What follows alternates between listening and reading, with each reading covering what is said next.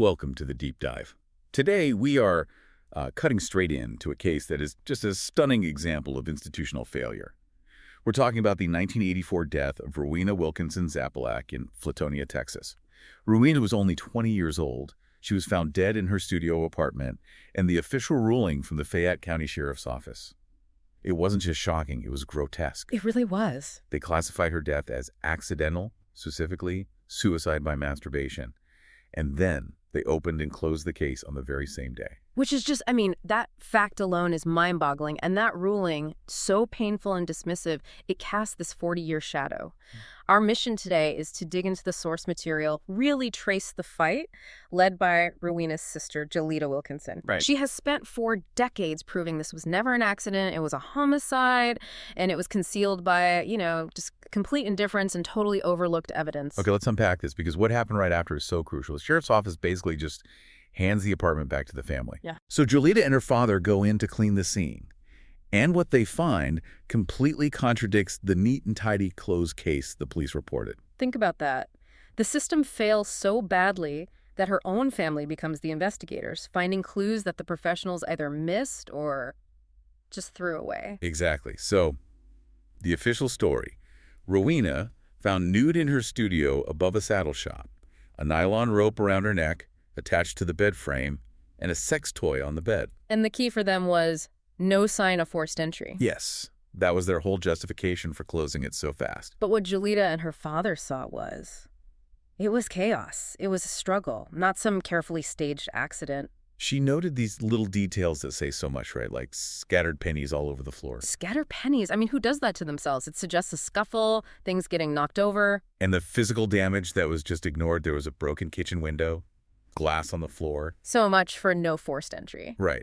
And on top of that, a full day after she's found, there's still water in the shower stall. The shower was wet. That suggests someone used it recently, probably to clean up, and then left in a hurry.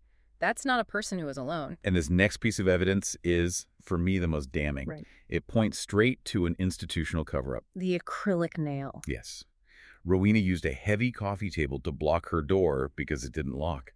And near that table, Joleta finds a broken acrylic nail with blood on it. And her father, he does the right thing. He gives that bloody nail directly to an investigator at the scene. But years later, when Joleta finally gets the case files, it's gone. Vanished. Because it was never logged. It was never put into the official evidence log, which is, a mandatory step. You have to record every single thing you collect. Its absence isn't just an oversight. It's a fundamental breakdown of the process. And you have to remember the context here. We're talking 1980s, small town Texas. Law enforcement's word was basically gospel. Absolutely. The family was facing this incredibly painful, embarrassing ruling. The pressure to just be quiet and accept it, especially with Rowena having a young son, must have been immense. So the case stays closed. But Joleta keeps fighting, and eventually she gets the original autopsy report. And this is where the official story just completely falls apart. Oh, it collapses. The forensic evidence from 1984 confirms a violent struggle. It confirms a third person was there. It was all written down and then just ignored. Okay, let's drill down on that report. What did it say? First, the signs of struggle. The autopsy specifically notes a missing right fourth fingernail. Which matches the broken, bloody nail Joleta found. Exactly. It also documented scratches on Rowena's neck. But the real smoking gun is the evidence of restraint. The bruises. The bruises. It's definitive. The report describes symmetrical linear bruises on the inner parts of both of her upper arms. The pathologist even wrote that their size and position suggested she was gripped from behind by fingertips. Okay, but let's play devil's advocate. How do we know for sure those weren't self-inflicted? Couldn't someone argue that in, the context of autoerotic asphyxiation, maybe she did it to herself to heighten the sensation? That's a great question, and the key word is symmetrical. When someone tries to restrain themselves, the grip is usually awkward. It's asymmetrical because you're using your dominant hand. The bruising wouldn't be so perfect. These were parallel linear bruises, like fingertips digging in to hold her still. That's not self-inflicted. That's an assailant. And beyond the physical marks, the biological samples tell a story that was never investigated. Not at all.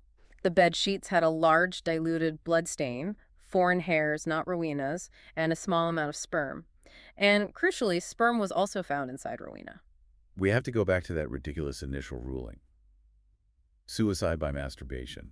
I mean, we need to talk about how incredibly rare autoerotic asphyxiation is in women. The statistics are just astronomical. The ratio is something like 50 men for every 1 woman. Before 1980, there were only 2 documented cases of this happening to a woman ever. The odds are practically 0.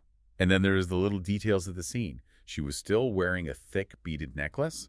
The autopsy noted the rope was placed over it. Why would you do that? It makes no sense if you're staging something yourself. And the police just brushed off the biological evidence. They said the semen just proved she'd had sex recently and it had nothing to do with her death. It's an insane conclusion to draw.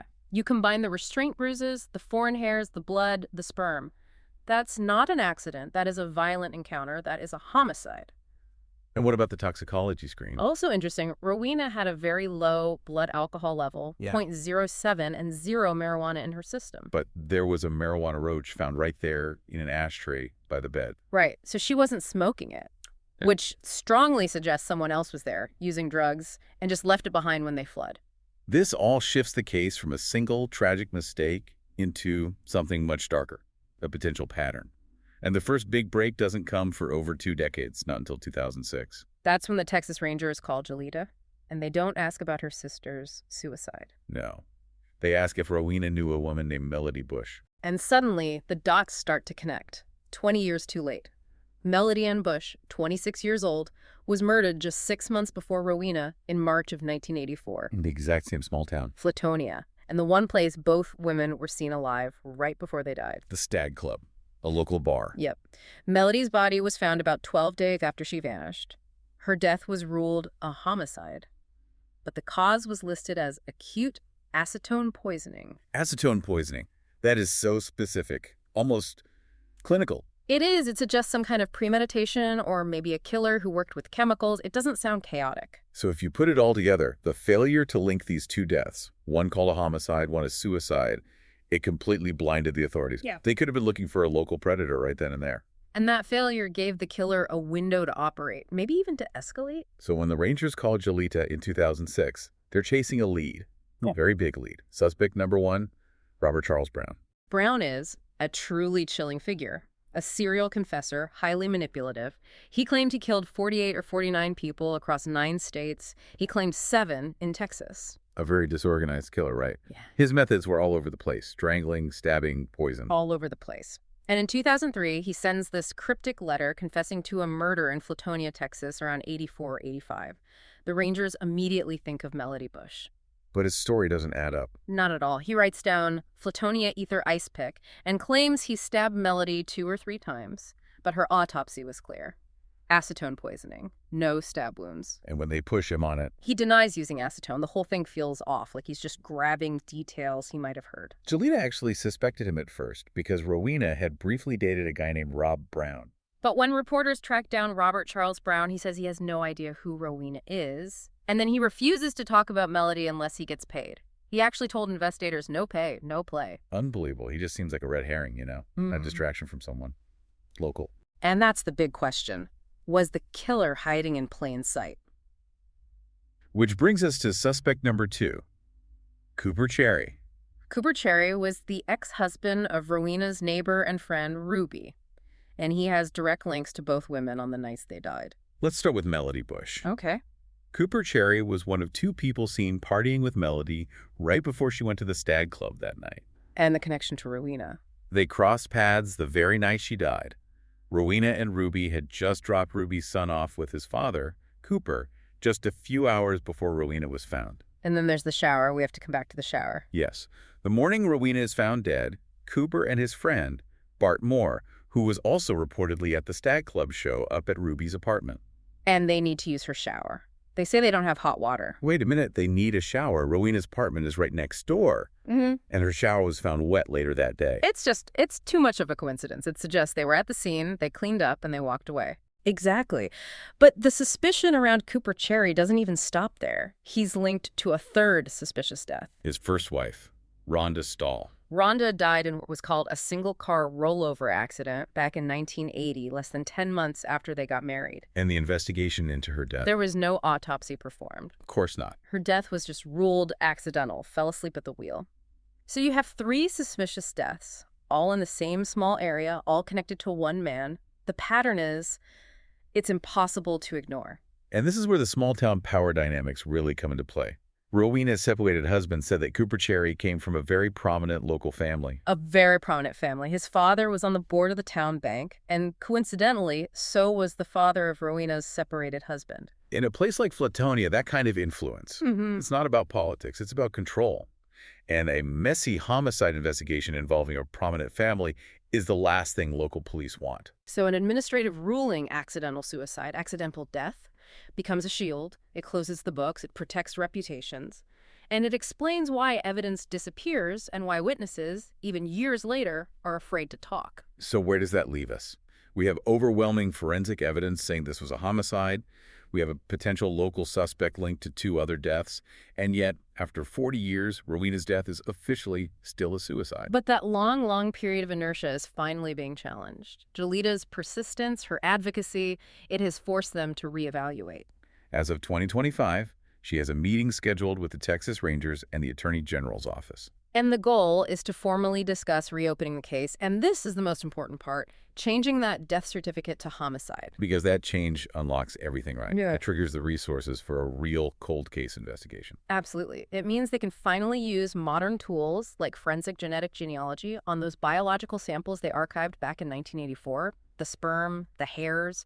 They could finally get an answer. It's just an incredible story of advocacy, of forcing an institution to look at truths that they just willfully ignored for decades. It really is, and it leaves you with a pretty stark lesson. In this world where we're overloaded with information, sometimes the most important facts aren't new. They're the original facts, like a pathologist's clear finding of restraint, that were just buried for convenience. And if a death certificate can be based on appearances rather than documented forensic science, you have to wonder what other case-closed files out there are hiding the truth. You might want to explore just how deeply local influence can impact justice in these small, tightly knit communities.